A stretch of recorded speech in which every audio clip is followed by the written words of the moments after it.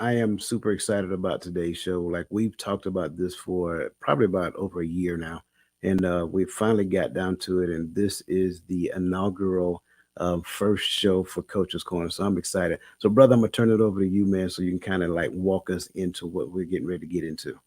Yeah, man. Again, this is we've been talking about this a long time, man. Like I said, right around a year, and the conversations behind the scenes we both have had, and you still have your own show. And I think that, from it's been a while, man. It's like I knew when I met you and we both got into this space, I knew that at some point that I wanted to work with you, and I felt like that, what we have in common as being, coaches and also being part of the Maxwell team.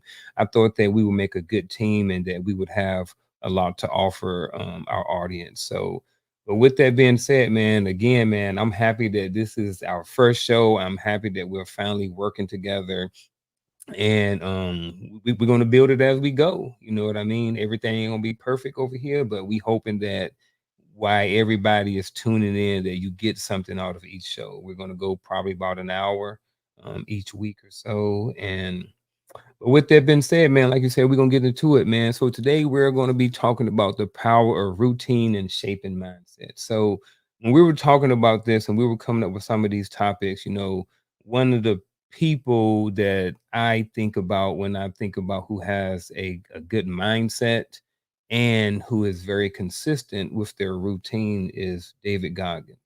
And I understand that some of you may not know who David Goggins is, and that's fine. So if you would like to know, actually, here's a small clip of a little bit about who David Goggins is. I'll pause that. I'm definitely going to edit this part out. But um, but yeah, man, David Goggins is he's a guy. He was overweight at one time, and he ended up joining the Marines. I'm having a brain fart right now. He ended up joining the Navy. He became a Navy SEAL. He was overweight, he was 300 pounds, but through his mindset and through his consistency and stuff like that, he dropped like his weight down within like a matter of 3 months. He ended up joining the military, ended up becoming one of the he has been known to this day as one of the fittest men, or the hardest man in the world. You know what I mean? He's Yeah. done ultra marathons and all these different things like that. So he is somebody I have, who I've been kind of looking up to for a little bit of time. So, um, go ahead, Coach. What you got? Yeah, it's I heard, and I could be totally wrong. I heard that he is probably one of the only people ever to like be a part of the elite forces in multiple branches of service. Like I heard he was Hmm. a Navy SEAL. I also heard he was like an Army Ranger or something like that as Yeah, well. he went Um, to Ranger School. yeah, that's like phenomenal, man. Like, Yeah, I mean, bro, that's tough. yeah. So I'm curious now, because I'm learning, and that's one of the beautiful things about Coach's Corner is that you guys are not only learning, but we're also learning as well as we start unpacking these people, especially me as it pertains to David Goggins. But if you don't mind, could you kind of like share with us, like, and I know that David Goggins is your guy, right? Like you just said, so, how did he become your guy? Like, what is it about David Goggins that kind of drew you to him? So kind of what drew me to him. Well, first of all, it kind of started doing a little bit before the pandemic, before COVID, around 2018 or 19. And I think I was in my early 40s, and I was trying to figure out life. I was trying to figure out what I wanted to be in life, where I wanted to be, what I wanted to do, all of those things. And at the end, I ended up, it was me trying to figure out, it was my time to advance in life and go to my next chapter and find my purpose in life. So for me, being in the military for 20 years, having a mom and daddy who didn't, who pretty much gave it to me like it is, I didn't need anybody to sugarcoat anything for me.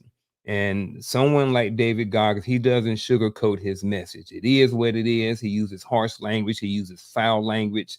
He uses MFers and Bs and all of these different words. And he uses a lot of words that people when they hear them, they would consider that as being triggering, or they may feel a certain type of way about it.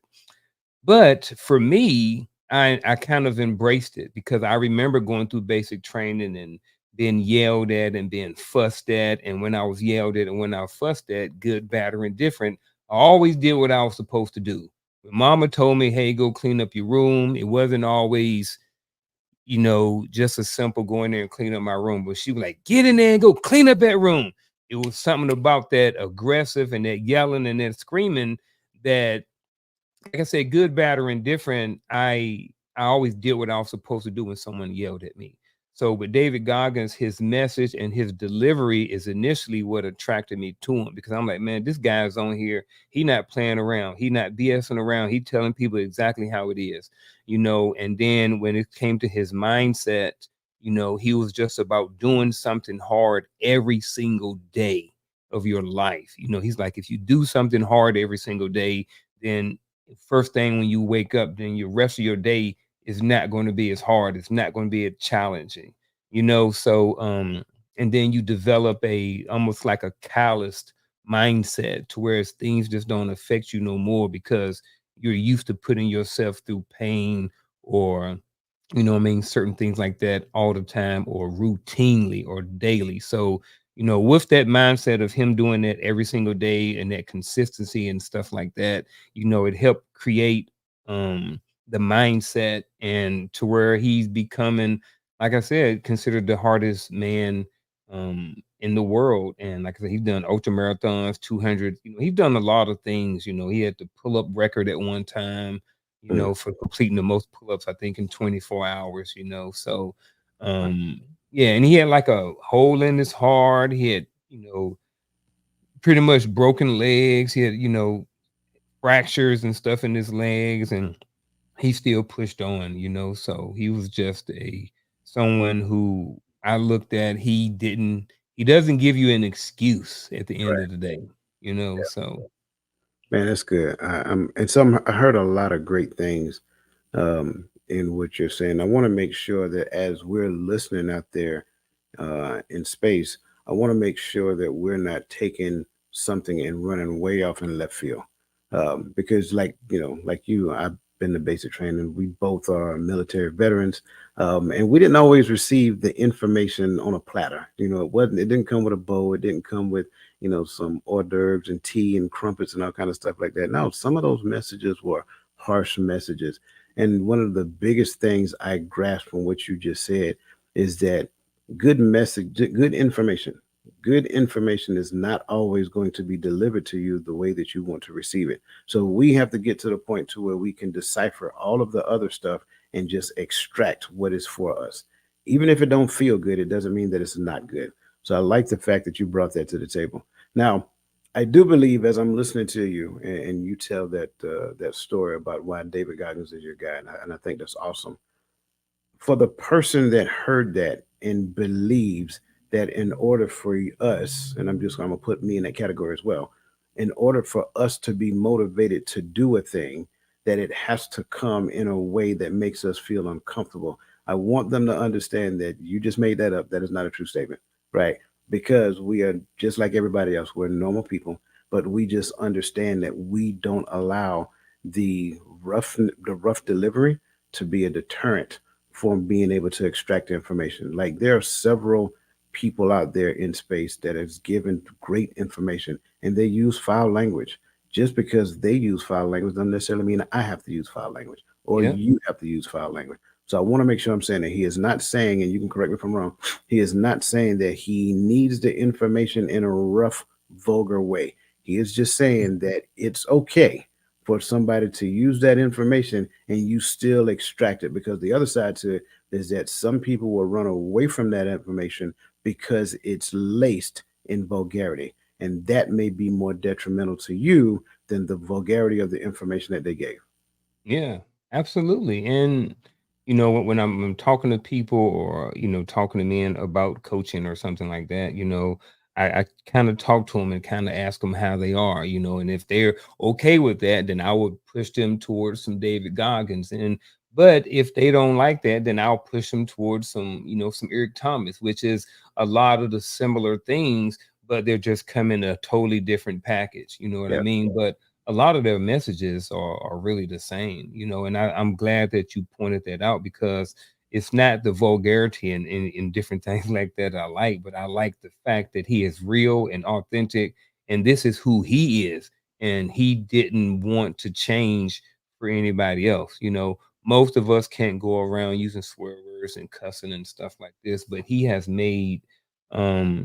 made a life off of just being who he is, authentically who he is. And as you know, in a lot of times in the military, we use a lot of foul language. You know what I mean? Not saying you, but I'm just speaking from experience. Every other word that out of my mouth, sometimes depending on who I was talking to, was a swear word, you Yeah. know. So, and then Well, by him being in the military, it was yeah.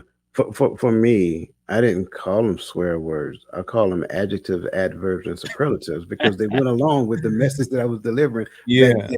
But thank God I'm no yeah, longer the person, right? But I yeah, think you're exactly. absolutely right. I think you're absolutely right. We have to get out of the notion that a person needs to talk to me the way that I want them to talk to me in Hmm. order for me to hear anything that they have to say.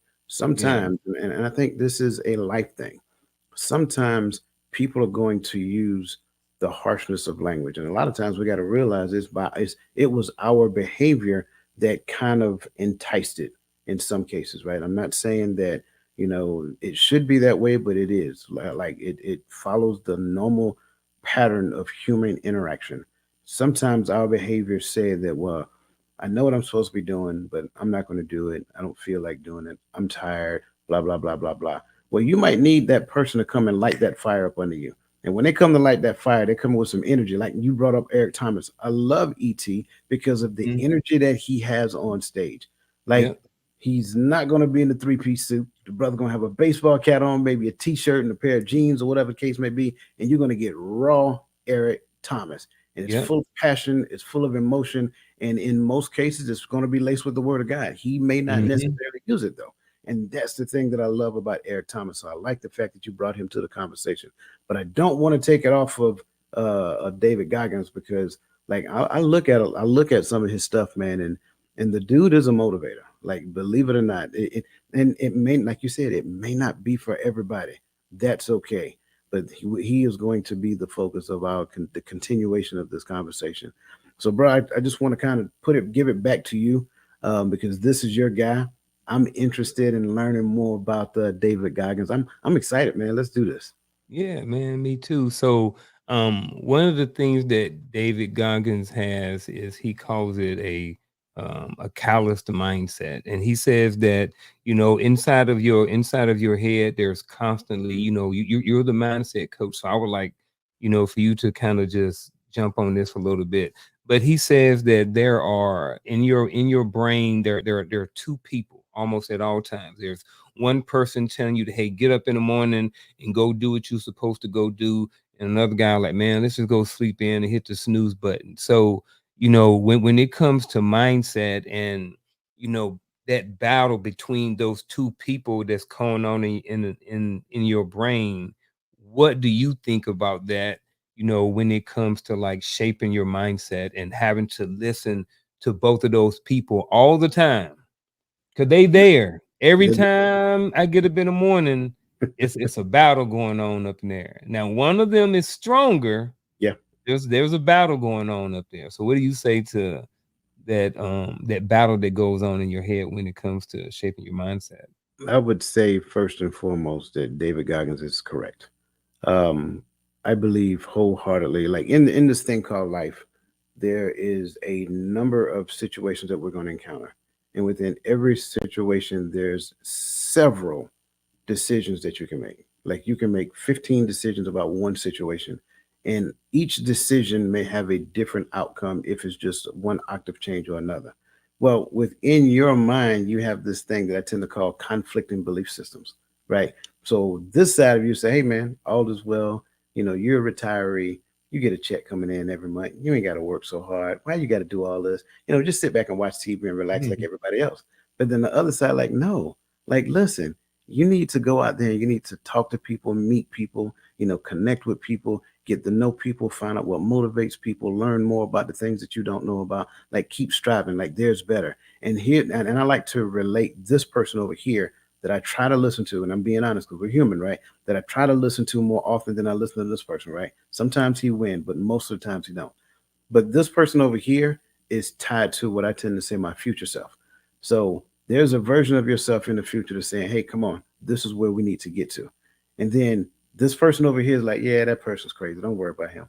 And I think everybody has that. It doesn't matter what happens. Like you see it at the beginning of every year.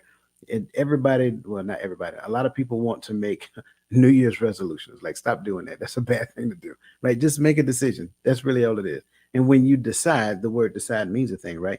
Deciding means that I cut off all other options. Like this is the route I'm going to take, regardless of what it is. And I kind of liken that to what David called a callous mindset, which means that I am calloused to any other option outside of the decision that I made. So that's why I like the fact that he said that. And so going back to the New Year's resolution thing, people say, oh, I'm going to lose 30 pounds by March, January, February, March. Okay, good luck with that. But okay, here we go. 30 pounds by March. They start on January, whatever day the gym's open, right? And January so, the 2nd. yeah, January, Yeah. they're in it. They're in it to win it. You know, Monday, Tuesday, Wednesday, Thursday. Then what happens is that lactic acid start kicking in. And like, oh, this don't feel good. So this person Mhm. starts talking like, hey man, you can just sleep in today. You done been to the gym for 4 days this week. It's okay to take a day off. And that's how it Yeah. starts. It's okay to take a day off. So you You start sore, your body need to rest. right, exactly. And Yeah. that's what that lactic acid does to you. That's the pain you feel after the next day of your workout, right? And so it starts rationalizing with the feelings that you have. And so the more that they connect, the more they are in relationship with one another, then they're going to convince you, say, you know what? I did go to the gym 4 days this week. I'm gonna take this day off and I'll pick it back up tomorrow. But here's the best part about it. You just started that lactic acid isn't going to leave you within 24 hours. It's still going to be there and it's going to slowly go away. And so the next day, you're like, oh, I'm still a little sore. Yeah, I'm going to take this day off too. So now you done missed 2 days from the gym. So now we're on day 6 and day 7 coming around. Oh, it might be Sunday. You're going to church, all this other great stuff. We're going to eat a great meal, family meal. So now I don't want to leave the family and just go to so we start making excuses. That's what this person does. This person is the consummate excuse maker that works against what it is that you're working for.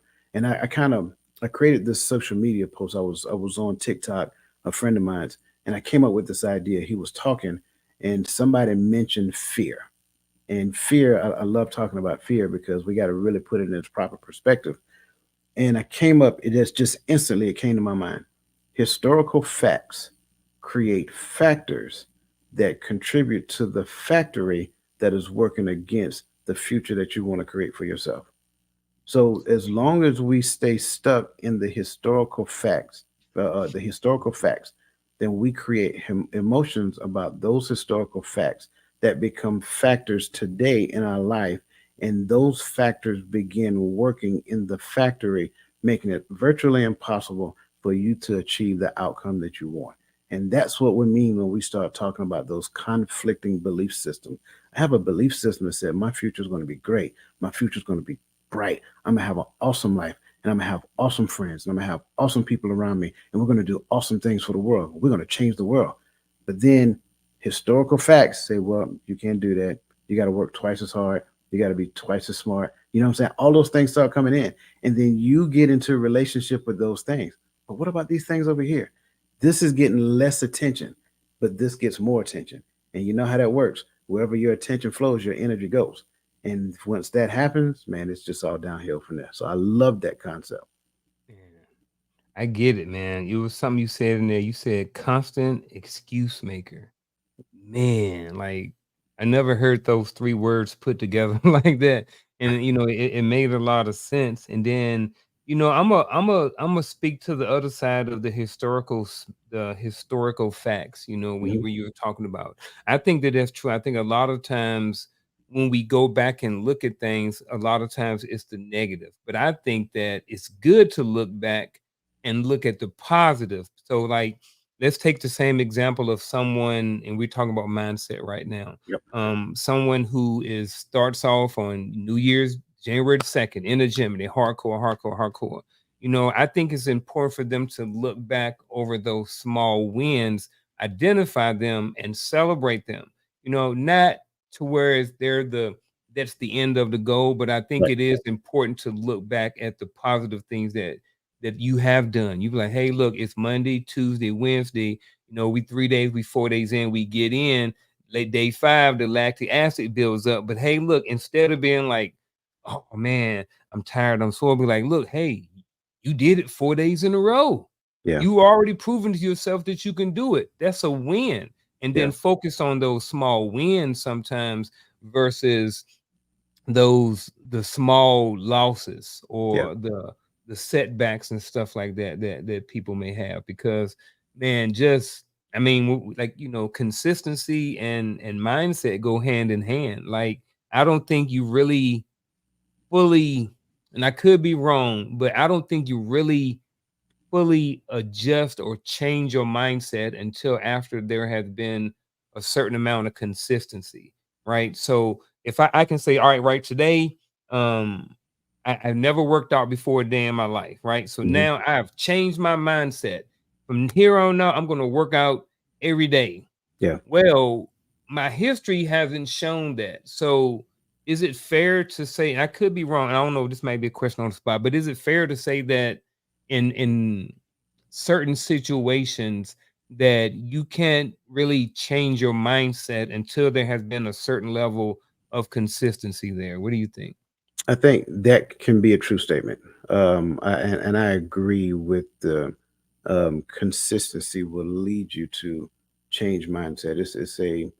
It is a theory, and I have to say it that because Mhm, it's 100% true. There's a theory that says, because you heard it before, it takes 21 days to change a habit. That's not accurate. It's 66 days. So mhm. ideally, if I do a thing for 66 days, it now becomes habitual to me.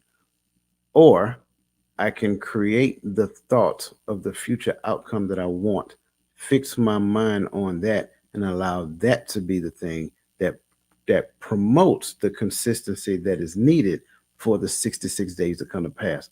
And say, I think a lot of times if we make consistency the focus, then it becomes very difficult because we, in some cases, have only been consistent to the things that we want in life.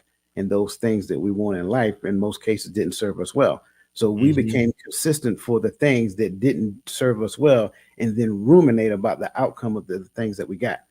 However, I'm going to go back and I'm going to use myself for an example. When I was a gym rat, I focused on lactic acid. So if I went to the gym today, I am looking to feel the fact that I went to the gym tomorrow.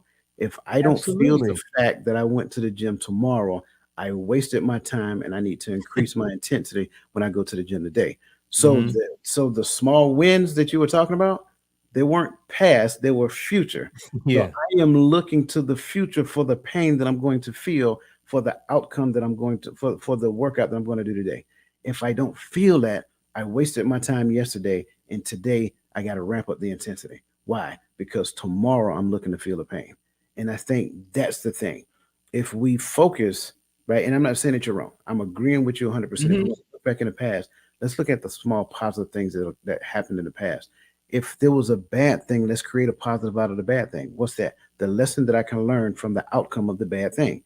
There is something that I did that created the outcome that wasn't favorable to me. What did I do? What was my habits? What was my behavior? How did I respond to adversity? What can I learn when I look at those things? Then that's the thing I take. Don't bring the emotions forward, bring the learning forward if it was an outcome that you didn't want. For the future that you want, what is the small incremental wins that you can achieve? For me, those wins were the pain that I'm going to feel the next day. If I didn't get it, intensity got to go up. Hey. I get that, man. It's almost like they work together. I think it's both. I think in this situation, the chicken can come before the egg, and I think in this situation, the egg can come before the chicken. I think Yeah, that consistency can create mindset, and I also think that mindset can create consistency. yeah. You know what I mean? So I think it's both. You know But what I see, mean?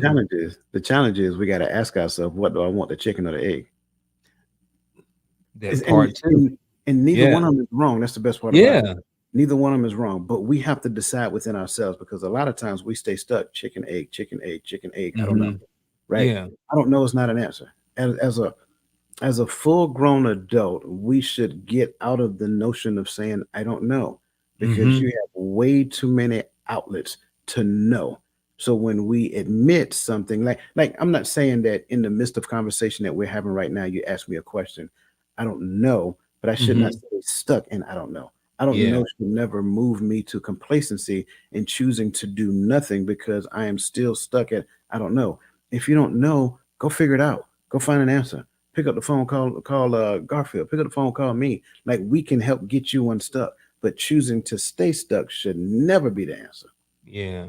I think that's important, man. Real important. Because, a lot of times when, we go back to the working out thing, a lot of times people say, well, I don't know what to do. So if you don't know what to do, a lot of times people don't do nothing. Right. But I think the average functioning adult knows that, and I could be wrong, but I think the average functional adult knows that they need to, in order to lose weight, they need to move their body and probably eat cleaner and eat smaller portions.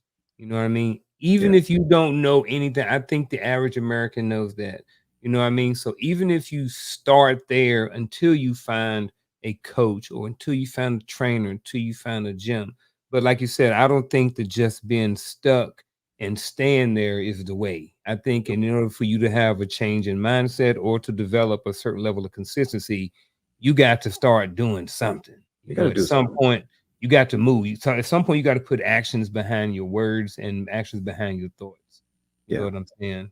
Yeah. I think, and I want to dispel another myth out there before we get back to David Goggins, right? Hmm. Um, I know eating clean is expensive. I got that. I understand that. It's not going to be made, it's not going to be made easy for you to do it.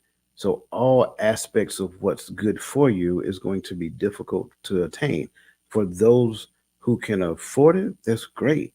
Make a decision, right? I understand the cakes, cookies, and pies is good. Trust me, at the ripe Yeah, young age of 50s, it's rare that I turn some, but every now and then, because my metabolism is a little slower than what it was when I was younger, right? absolutely. I have to turn some things down. So pushaways is probably one of the best exercises that I can do. Push Hmm. away from the table. We don't eat till we get full. We eat to, once we eat where we get comfortable. I think at that point that's a good stopping point, right? Hmm. Here's the thing: if you can't afford to eat clean, but then you can afford to move your body, like Garfield just said. So when I was like going back to my gym rat days, I'll be honest with you, I didn't eat clean. I ate whatever I wanted to eat, and I told people all the time, I don't work out, for whatever. I work out to eat.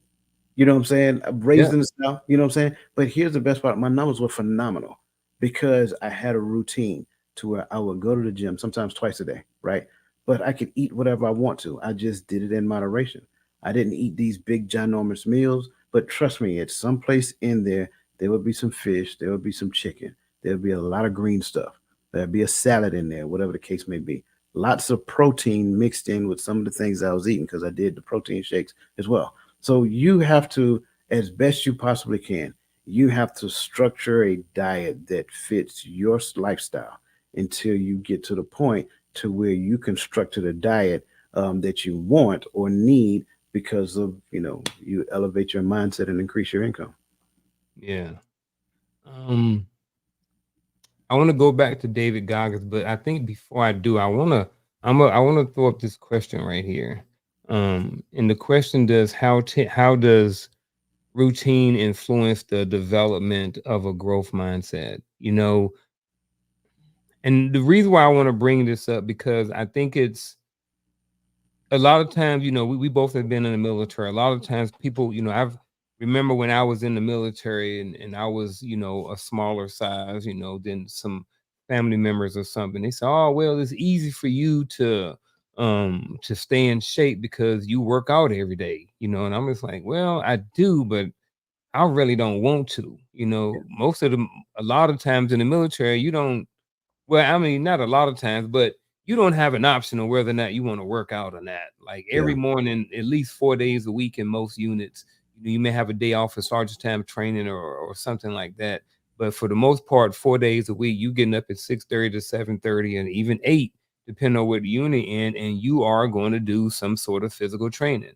Yeah. That's non-negotiable, and that was part of my routine, but I still didn't necessarily develop that growth mindset or even a mindset to whereas I had it to where I had any sort of self-discipline or anything like that. So and then when I got out, some of the routine helped, but I kind of had to develop my own kind of growth mindset and own mindset in order to working out. Because now, like you said, hey, I'm retired.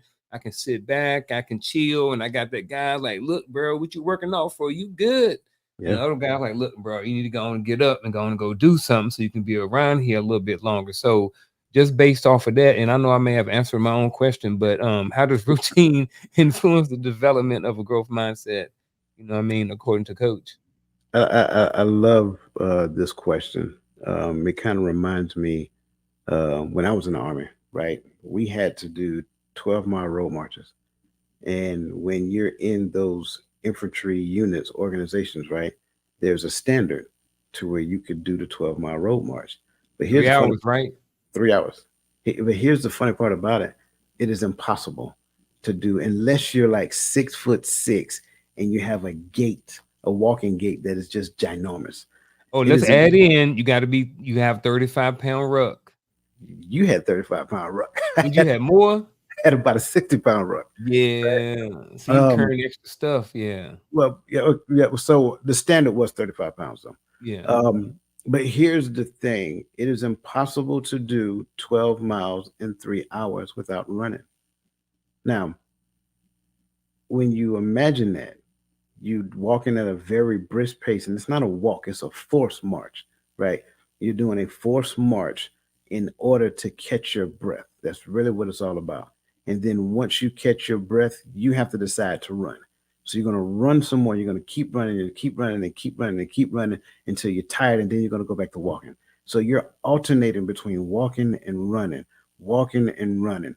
And one day I'm doing this, and I mean, we're getting it. I'm sweat. I'm just drenched in sweat. This rucksack is digging in my shoulder. It's like maybe 5, 6 o'clock in the morning at this point in time, and I can pretty much sense the finish line. I can't see it, but I can sense it. And Yeah. I promise you, I had the taste of McDonald's hotcakes hit my mouth. I'm, Mm. I'm I've decided while I'm doing this ruck march, I'm going to get some McDonald's hotcake. But here's the funny part about it. At that point in the ruck march, McDonald's hotcakes became my goal in order for me to finish and finish strong. I told that story because when we look at routine become the bridge that gets me to the growth mindset that I want to obtain. It's one thing to say, I want to do this, I want to do that. It's one thing to say, I want to be this, I want to be that, right? But at the end of the day, I have to do something for the thing that I say I want to do, or do something for the thing that I say I want to be, the outcome that I desire. The best part about it is a biblical principle: faith without deed is dead. So, whatever my desired outcome is, I cannot obtain that outcome unless I do a thing that says that outcome is now possible for me. That's the routine that we're talking about. So, I need to create some routines that work favorably toward the outcome that I want. And whatever motivational factors you need in the midst of it to bypass the emotional pain that you're feeling at that point in time, do that. It doesn't matter what it is. Create whatever little, I don't know, ghouls, ghosts, and goblins that you need to create in your head to get past that point that's saying that's telling you, because trust me, in the midst of that road march, like, man, just quit. Just take a break. Like, if you don't make it in 3 hours, they ain't gonna put you out the army. They ain't gonna, you're not gonna be reprimanded. Like, what's the point? So it has to be something that is more than just the pain that you're feeling in order to attain the outcome that you want. So for me at that point, it was McDonald's hotcakes, right? And I did go get it, but it doesn't matter. It's the fact that that thing was the thing that I used at that point, and I don't know where it came from. I didn't think about it intentionally. It just showed up in my mind, and I could literally taste it in that moment. That's the type of desire that you have to have for the growth mindset and the outcome that you want, so that you can develop the routines that you need to develop at that moment in time to get you to the next layer, so that you can continue to keep leapfrogging from one pad to the other. Man, you're on it. And one thing that I picked up when you was talking about something about has to be more than the pain, right? It's almost like your why, like having a reason why. Like Hmm. those McDonald hotcakes had to be more of a motivator than the quitting or whatever else it is, and that's what I like to tell people too, is that, what I mean, when you finding your why, or like when you think about that snooze button, your purpose for life or whatever it is you're doing, lose that 20 pounds, fit in that wedding dress, whatever it is, Hmm. that that whatever that motivation is or whatever that thing is, it needs to be louder and stronger than you hitting that snooze button. You know Yeah, what I'm saying? yeah, But it's hard sometimes, yeah, man, just speaking from, people like us who are retired and, who have, made some decisions in their life to where they can shed some things off of their life and live a more relaxed lifestyle, because honestly, that was me. And that's part of the reason how I found David Goggins was, I was like, man, I got my retirement, I got my disability, it got me a job. Like, man, I'm doing decent. I'm good over here. I don't right, really need to work out. I can just sit back and be a school counselor for the next 20 years, 30 years, and then collect me another check, and then yeah, retire at 61 and never do nothing. But yeah, then I started sitting around and started listening to these guys, and it was like, it ain't over yet. Like, you're not done yet. He was talking right, about people who had, athletes who, they made it to a certain level, and then once they stopped playing, they gained weight and end up becoming a shell of who they were because they stopped chasing, yeah, and then I got sons and I want to be there for them. So I want to live. So, me being around here for my wife and for my kids, for my grandkids became louder than hitting that snooze button in the morning, laying my behind in the bed for another 2 or 3 hours. It was like, nah, bro, get up, go do something. Bro, I had a fight this morning with the joker in the head. Bro, had to fight with that Joker. And I'm gonna tell you one thing about it. He lost, he won the first round. You mm, know what I mean? But yeah, I came back in the second round and knocked his butt out, yeah, because I was supposed to get up at 4:30. And no, I was supposed to get up at 4, leave by 4:30, go do a sprint workout at the school with one of the running groups I'm in, and do 100 burpees. When I was just like, man, I rolled around the bed until that sun popped up, and then I was up. But I was like, man, I'm gonna get it in this morning. yeah, And I was able to do it only because I'm on spring break.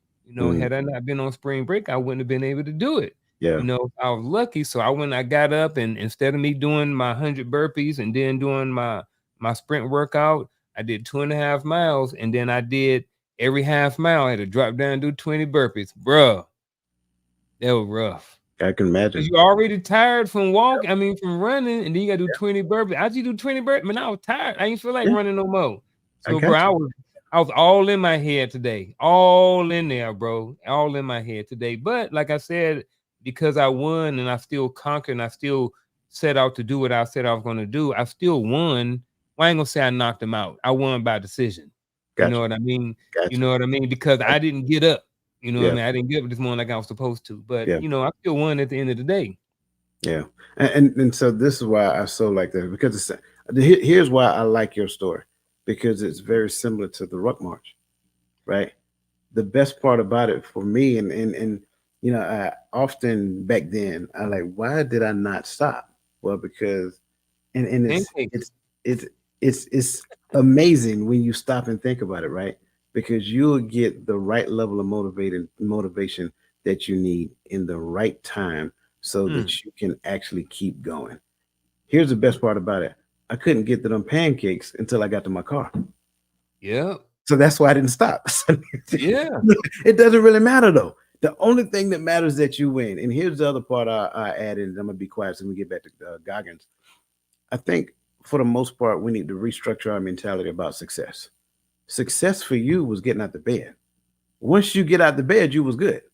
I Yep. know you. Like once you got Yep. out the bed, you was good. It was just Yep. getting out the bed. So Yep. if we reframe our mindset of what success is, a lot of times we want to be the best of the best because we're comparing Mhm. ourselves to other people. But why not reframe your mindset to be better today than what you were yesterday? Why not do one more than what you did yesterday? Just one more, right? And I think it's a book. I can't remember who wrote it. That's the name of it. Just one more. He's a physical fitness guy as well. Um, it's right on the tip of my tongue, and I can't call it. I'm gonna tell it to you after the show. But it's Okay. called Just One More, right? If we can reframe our mindset to just one more, right? For me, my routine now, instead of getting up and doing what I used to do, going to the gym and all that stuff when I was in the army, my routine now is sharpening my mindset. So when I Mhm. wake up at 4:30, 5 o'clock in the morning, I'm putting something here, right? So last year it was like, I average reading maybe about 20 books, right? Well, why not 22 this year? Why not 25 this year? So if we change the notion of one more to not just completion, but challenging my mindset in the moment, whatever you come up with initially, add one more to it. Oh, I'm gonna Mm. go out there and do 20 burpees. Why not 21? You Yeah. see what I'm saying? Oh, I'm gonna make $100,000 this year. Why not $200,000? You see what I'm saying? If Yep. we just do that and we'll challenge ourselves, what you're doing is you're challenging yourself to expand your comfort zone. And if you just push the limits of your comfort zone, you will find that the mindset that you need to attain the life that you really want, it's there. It's waiting on you to say, hey, get in the car, let's drive. It's like, nah, I don't know where the keys at. Well, look for the keys. Well, I don't feel like getting up right now. Why not? You know what I'm saying? Like we'll make excuses. Like I said, we'll make the excuses for the reasons why we can't do the thing that is available for us to do now. So again, just one more. Mm. I like that. I got all sucked into your conversation. I don't know where to go. But um what do you think, when I think that in order to, well, how much how do you think discipline plays a part in all of this, right? Because I'm under the firm believer that we don't really see too many successful people or people who have good mindsets without a certain level of discipline. I think that in order for you to be consistent about a certain things, you have to have a certain level of discipline. So, just from all of this, how do you think discipline plays a part in shaping people's mindset? I think discipline plays a huge part. It's several different ways I can go with this question, right? We can look at discipline from a learning perspective, for starters, because learning is a discipline. That's where I would start initially. Whatever you Explain learn that. whatever you're learning, there is a discipline in relation to what it is that you're adopting, whatever you're adapting. Like case in point, we call it like a school of knowledge, right? So the school of knowledge has a prescribed thing that is taught, and it is a discipline that keeps you in line with that lineage of thinking. So when we came through school, we were all taught to be linear thinkers, right? One plus one Mhm. is two. Two plus two is four. So in order for me to get to equation four or get to the sum of four, it need to follow the particular discipline that was taught to us, right? Mhm. Then once we understand that, what we try to do is either one or two things. Either we don't come up with a solution unless it fits that discipline, or somebody else came along and taught us another discipline. And that says that, hey, there's more than one way to skin a cat. Not that we're trying to skin cats for real, but I'm just saying. That was an Yeah. old school saying, right? Yeah, More I than know one what way. it means. Well, somebody out there, man, I'm in the audience, man, like, "What does that mean? They over here skinning they got cats." cat lovers out there, man. They think Yeah. I'm saying one thing I'm not. I'm a dog So lover, FYI. there's more than one way to skin a cat. So you can get to the same outcome, but there's multiple ways to get there. So now when you teach a person that initial discipline that you taught, that initial school of knowledge that you had that got you to this particular outcome, even though that's a way to do it, it's the most least preferred method to go about. So now you're looking for different ways to get to the same outcome. That expands the way that you think, that expands your mind. Why is that important? Because the second phase of what I want to say in discipline is disciple. right? So what does that mean? That means I need a person to show me the different ways that they did it. How did you do this? I'm not fixed to how you did it. I look at how you did it as a way. So you did it that way. Let me see some. How did you do it? I did it this way. How did you do it? I did it this way. So now these are different ways to doing the same thing. You got the David Goggins of the world. And I can even go as far like we got John Maxwell in common. He's over the shoulder. Right? We got John Maxwell in common. Did they achieve the same things in life? No. Nope. John ain't never been in the military. But have they achieved success in their life? Yes. Mhm. And their metric of success looks different. So now, whatever your metric of success look like, we need to become a disciple of somebody who has modeled it for us. It doesn't mean that you have to be in constant communication on the phone like we once believed, right? But just look at what they're doing. Like kind of try to look at the way that they process information. Try to mirror their behavior. Try to mirror their syntax. Try to mirror, their response to adversity, and then say, how can I do something similar? So, when we look at discipline to get to the outcome, it's a number of things that we first got to look at. First, we got to decide based upon the initial discipline of problem solving, because that's what this thing is. This thing is the consummate problem solver. That's why I tell people stop looking at the news and so forth and so on. Why? Because every problem you see on the news, you'll be like, why did they do that? I don't understand why they did that when they could have done this. Well, what are you doing? You're actively solving the problems that they're giving you on the news. That is a waste of mental energy when you have enough problems in your life that you can solve. So the discipline to stop paying attention to the information that does you no good. Listen to people like us who really care about the outcome of your life, right? And now what we're doing is trying to get you to focus on the problem that is preventing you from getting to your life, right? So now the discipline to stop looking at TV, the discipline to stop feeding energy to the things that do not give you a positive return on your investment. What do I mean when I say that? Anything that you do in your life, anything that you decide to do in your life should move the needle positively, move the needle favorably in the direction of the life that you want to live. So now we're disciplined with our thoughts, we're disciplined our behavior. Last but not least, we got to be disciplined with the activity that we need to be so that we can get to the thing that we want to get to. So discipline is huge. It's all about what do I need to turn off? What do I need to turn on? Yeah. I think I like that, because, when I was finding my purpose and, my mindset and stuff was changing, like there was a lot of self-discipline that went on during their time.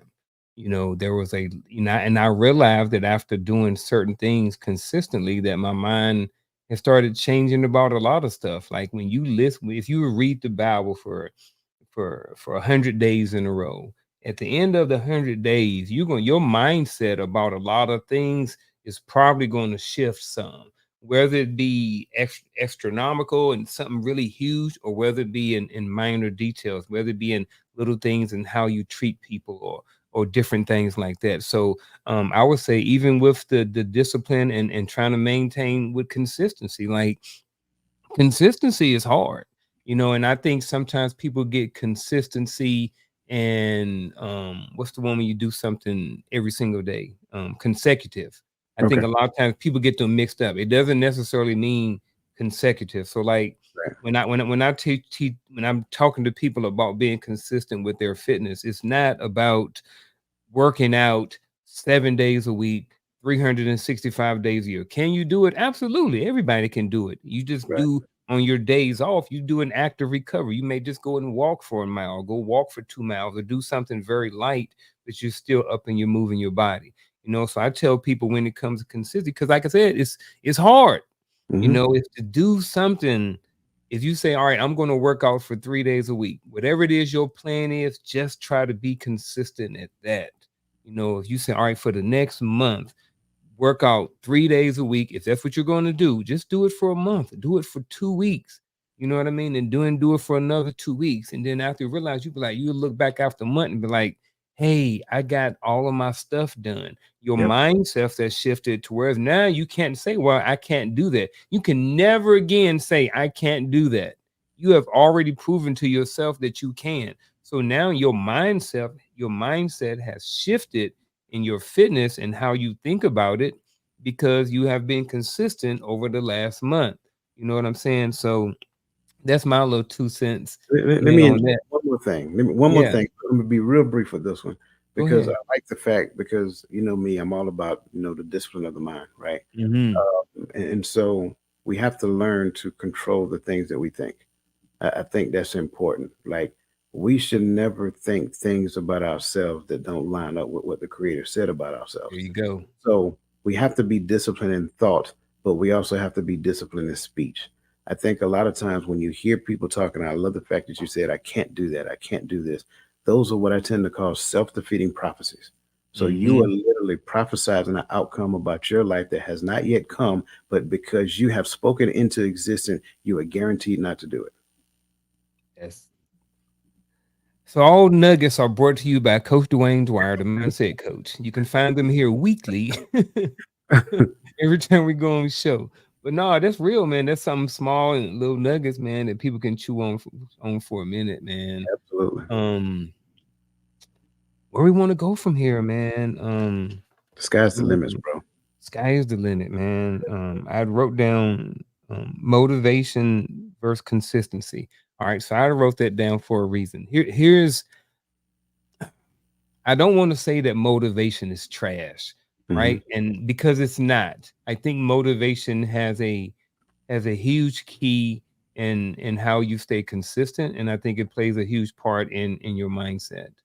However, I think motivation is just the starting point. You know what Hmm. I mean? I think that you have to develop that consistency, you have to develop that discipline, you have to develop that mindset in order for you to accomplish, anything in life, So I guess I just kind of wanted to pop that out there Yeah. for whatever reason. I Um, see motivation as the sugar that is in your pre workout. grits. No, not in your. Do not put sugar in the grits, whatever you do. I see motivation as the sugar that's in your pre workout. You get a quick burst of energy, but it doesn't last. There That's you the reason. go. That's the reason why um, New Year's resolutions don't work because Hmm. you're working off of sheer motivation. You have no rhyme or reason of why you do what you do. There is no long term outcome. What the thing that you decided to do is not tied to an aspiration. Like you don't have a larger goal that you're trying to accomplish. So what you're doing right now really has no sustaining power. So motivation, again, another example, motivation was that McDonald's hotcakes during my road march, right? The only purpose they showed up is to give me an additional boost of energy so I can make it to the finish line because I was already three-quarters of the way finished. It wasn't the McDonald's hotcake that got me started, right? So that's what you got to look at. Motivation serves a purpose, but motivation and inspiration are two totally different things. Inspiration is more prolonged. That would be, and I hate to use this comparison, so don't shoot me for this one. You got you. Motivation, but inspiration would be likened to the caffeine that's in your pre-workout. Motivation would be likened to the sugar that's in your pre-workout.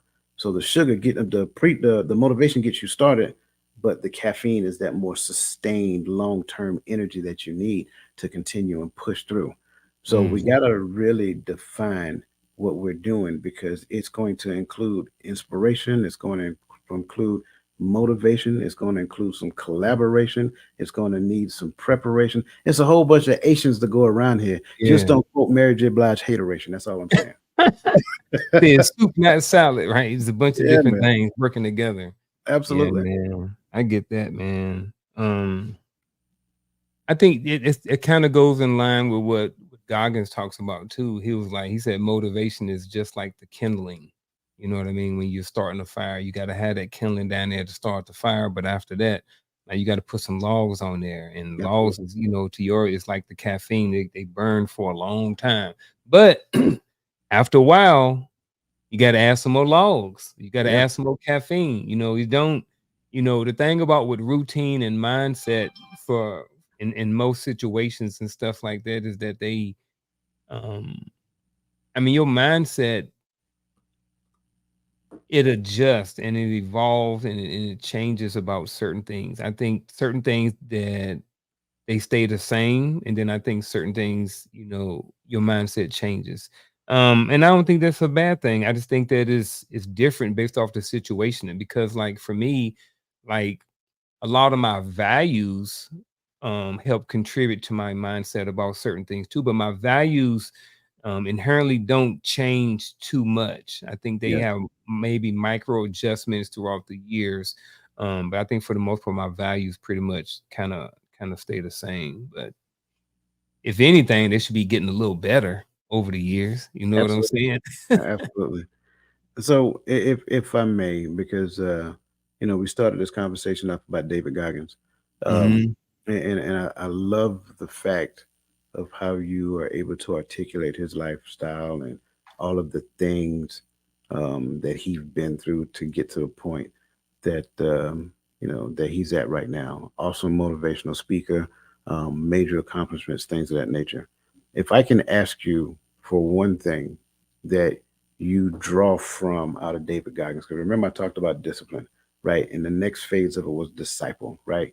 And so the key thing about a disciple is that we learn from, like in the Bible, the disciples learn from their rabbi, and they literally will live with him. Now, living with David Goggins is not an option. We got that part, right? But based upon the amount of videos that you've watched, some of the things you listen to him say, if there was one thing, key thing outside of consistency, if there was one key thing that you could say that was inspirational to you in your journey to be the consistency coach, what would that be? I like the fact that you said other than consistency. Um, and I think it has to be his level of no excuses. I think that when you can eliminate excuses in your life, you have no other option but to excel in Mm, whatever it is that you do. And even be successful at it. And like you mentioned earlier, success is different for everybody else. Your level of success may look different than what mine is. Your right. level of success may be to have a huge coaching firm with, a 300 employees. You know what I mean? And mine may be, having 20 acres and a farm and getting up and playing with pigs and goats every single day. You know Can what I I have both? mean? Can I have both? Yeah, you can have Okay. both. I just Yeah, want to make man. Yeah.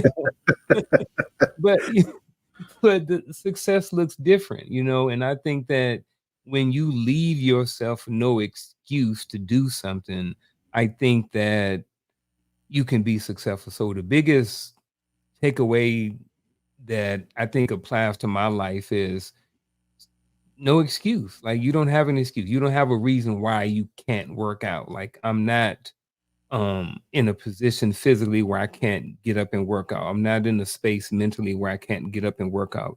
I'm not in a space physically or mentally where I can't work on my coaching business. I'm not at a space mentally and physically where I can't. It's right. like throw away the can't and figure out how to.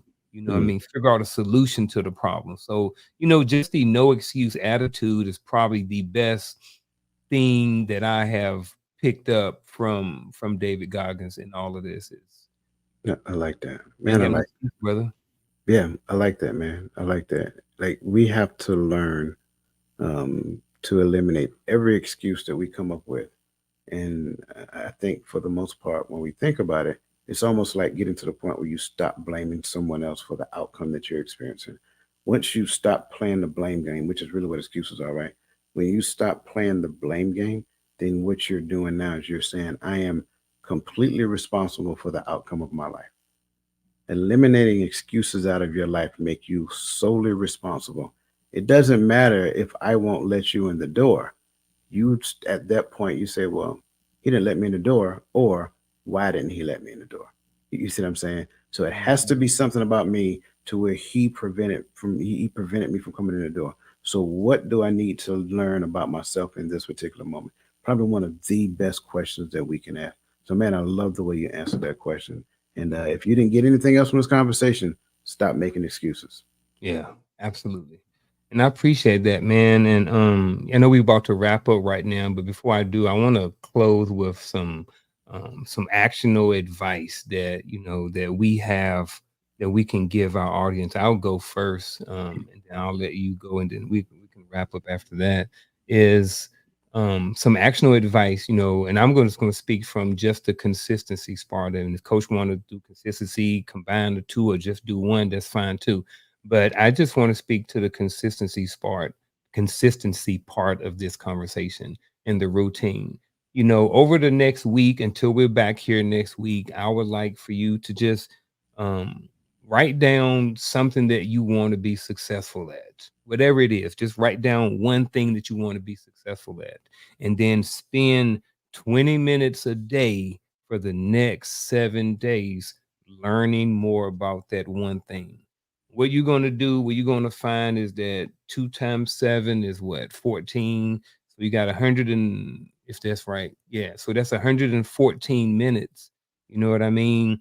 That almost 2 hours that you're going to get more information on how to be more successful in whatever it is you want it to be, whether that's financial literacy, whether that's learning how to write a will, or whether that's life insurance for your family, whether that's just being a better person. So, just for the next 7 days, write down one thing that you want to be successful at and spend 20 minutes a day researching or trying to figure out more things about how to be successful in that category.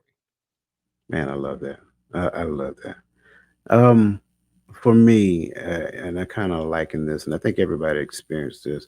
Whenever you get to the point to where you want to buy a car, you decide the car that you want, and then it just seems like whenever you leave the house, all you do is see that brand of car everywhere you go. So for me, I want you guys to decide the outcome that you want.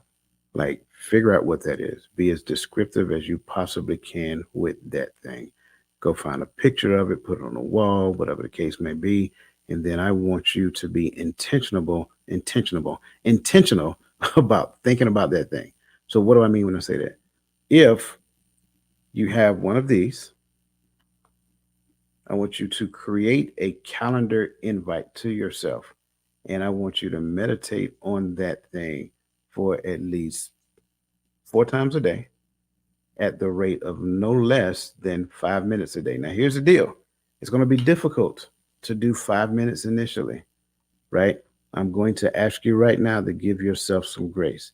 If you can't do 5 minutes uninterrupted, then that just helps us to understand how much how unfocused we really are.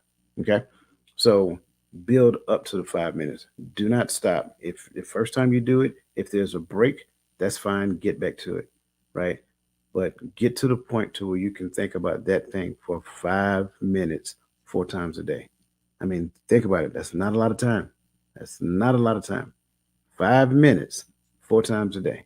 And if you do that on a consistent basis, then you will start to create the outcome that you want to achieve in your life.